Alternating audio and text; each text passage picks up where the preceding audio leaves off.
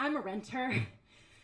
34 years this year. It was a pretty good deal, honestly. They offered the first 10 years free. I mean, no one was going to turn that down.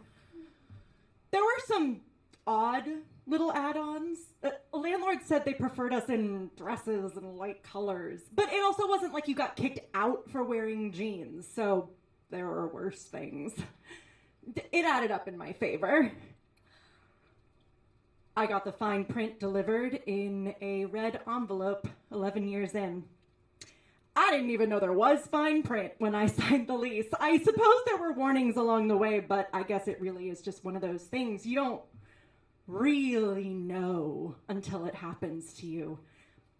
And besides, what was I going to do? Say no? The only way out at that point was permanent eviction, so I signed for the fine print. 40 more years of fees added to my monthly bill. I stopped adding it all up. Slowly, steadily, my rent kept increasing.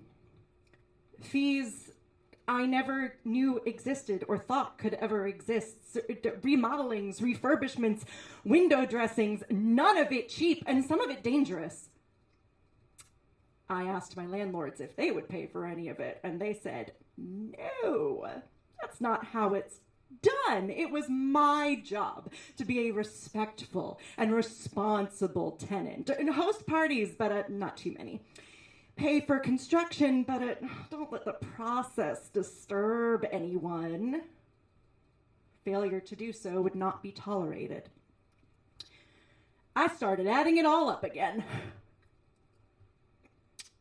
After 30 years, I finally wrote a letter to my landlords asking what I would have to do to own. After all, I'd paid over double the required amount. Surely that had to count for something. And besides, I'd been told my entire life that ownership was possible. And not only was ownership possible, that ownership was preferable. That it was what strong tenants did. I was ready. And I was lied to.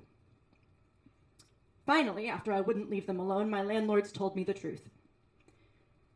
There never was such a thing as ownership.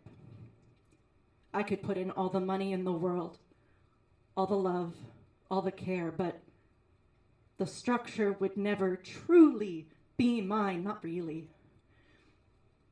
For as much as I worked to own the inside, the walls belonged to someone else, to something else.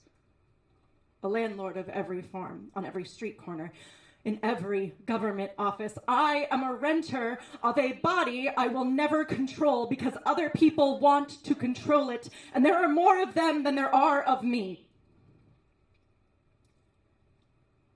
I can up security.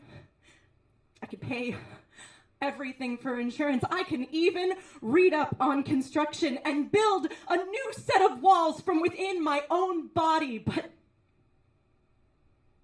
what would that do? And what if all I did was create another lifelong renter? A fresh soul I would have to teach to believe in the eventual hope of ownership. That would make me no better than my landlords.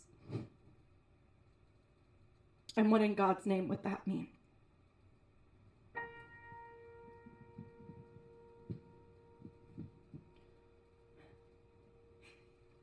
You think I'm insane? Well, maybe it's true. You'd have to be out of your mind to fight like I do. I know I'm intense.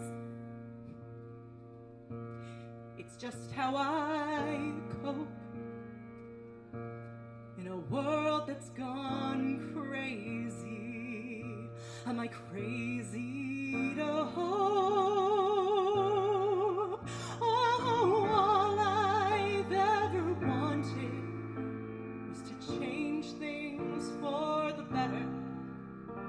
for my mother, for my friends, for every loud little girl like me, for the freedom that I dream of. I would do anything, but should you have to die to be free? You think I'm insane, certifiably nuts. You call this hysteria, I call it guts. Is it so insane to want my own choice? Wouldn't you be hysterical if you had no voice? All I've ever wanted was to change things for the better, for my mother, for my friends, for every loud little girl like me. I know I've made a million mistakes along the way, but if it's all been for nothing, all this heartache every day, if our fighting and hoping and dying has all been in vain,